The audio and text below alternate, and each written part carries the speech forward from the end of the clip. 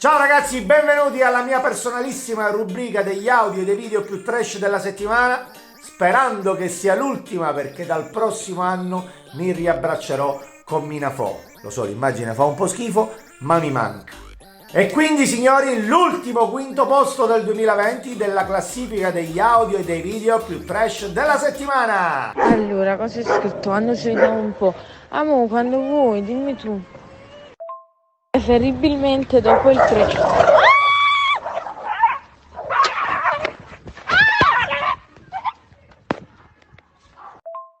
Non ho idea, un cane ha aggredito il mio cane. Ma perdonami, dico, ma perché hai tenuto l'audio acceso per gridare? "Ah!" Facendo molto cura a non lasciarlo. "Ah!" Cioè, dopo il panico mi concludi con quella flemme. Cioè, mancano le basi della tragedia. Studiamo. Nel quarto posto invece parliamo di medicina con un'esperta. Orazio, buongiorno, sono Assunta, la mamma della ragazza si deve fare l'elettrocellogramma. Le? Dimmi una cosa, ma si deve fare l'isolanza o o si deve Oh. fare l'elettrocellogramma? Ah? Poi domani l'appuntamento, mia figlia dice che è mezzogiorno. Eh. Tu non mi dissi che era alle 8:30, no, meno 10? Sì, ma manco l'orario con sua figlia, cioè, avete capito? Cioè, avete un fuso orario di 3 ore. Cioè, mi pare assurdo. Parlare di vaccino dove già da metà gennaio si sta lavorando perché parta la campagna vaginale.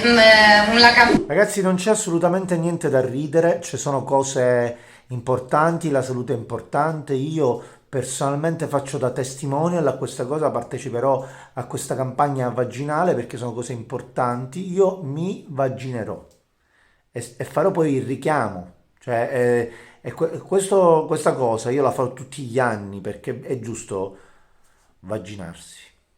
Ragazzi, invece il secondo posto a me mi ha fatto ridere per giorni e giorni. Io voglio fare una statua a quest'uomo, guardatelo.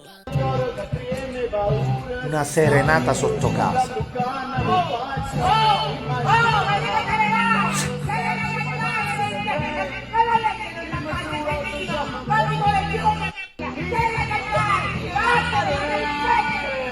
Ragazzi, è incredibile come non gli importa nulla del padre che invece insiste, guardiamo!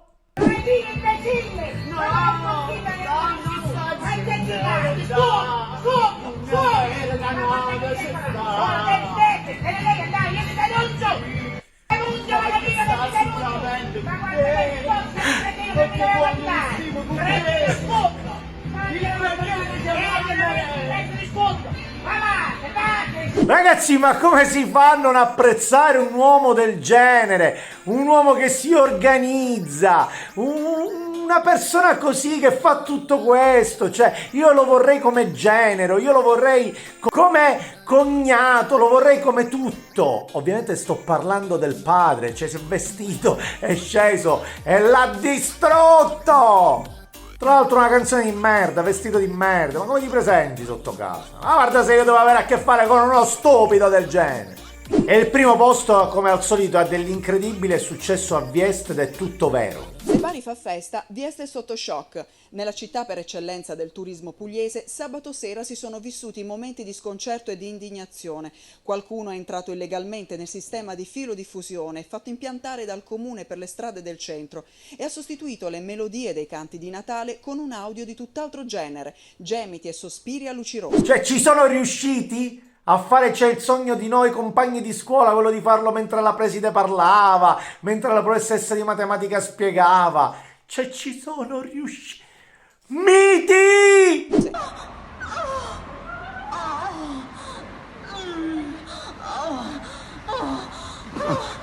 Le nenie natalizie avevano lo scopo di attirare clienti nei negozi e rendere il clima di Vieste più consono alle feste, ma d'improvviso la città è stata presa dal panico, con gente che si chiedeva da quale negozio provenissero i gemiti e mamme che tappavano le orecchie ai bambini.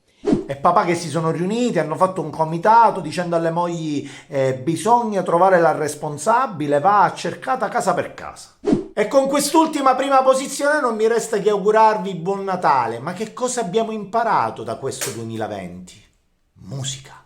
Quando cammini per strada non devi mai registrare note audio WhatsApp, altrimenti alle 8:30, 9:10, mezzogiorno circa, andrai a fare un'isolanza magnetica dove uscirà fuori